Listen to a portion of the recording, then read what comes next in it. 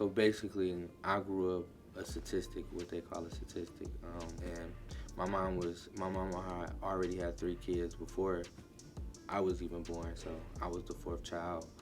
Um, Here was a little rough. It wasn't always bad because we had church family and stuff like that, and they looked out for us. But it wasn't always good either because my mom, she grew up rough as well, and she didn't have the financial sense to really like take care of us like how she wanted to because she always had to work, and those things play a factor in kids' mental as well. Like for example, a lot of people say I used to act out when I was younger, but it's because the lack of attention. My mom needed to take care of us, so what did she always have to do? She always had to work. So I'm not getting any attention at home. I'm going every time I go out in public, I'm acting out because what am I trying to do? Get attention.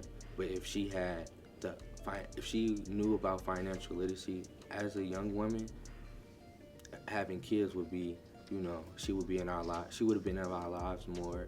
I mean, eventually she got it, but like it would be better if somebody would get it at a younger age. When I was born, like before I was even born, my dad was in jail a few months. I think like I was born in August. I think they caught him in March. I had this big old case. They called his thing like Operation King of the Hill. It's just a whole big mess. My dad being locked up had a crazy effect on me. Being raised by a woman, you start to have like women tendencies. I was more emotional. I always needed reassurance. I started to notice, like as I'm getting older, women are very insecure, and me seeing, like being around a lot of women, I started to notice that as well, and that's where the reassurance. They need clarity, they need clarification of everything. Did this look good on me and stuff like that?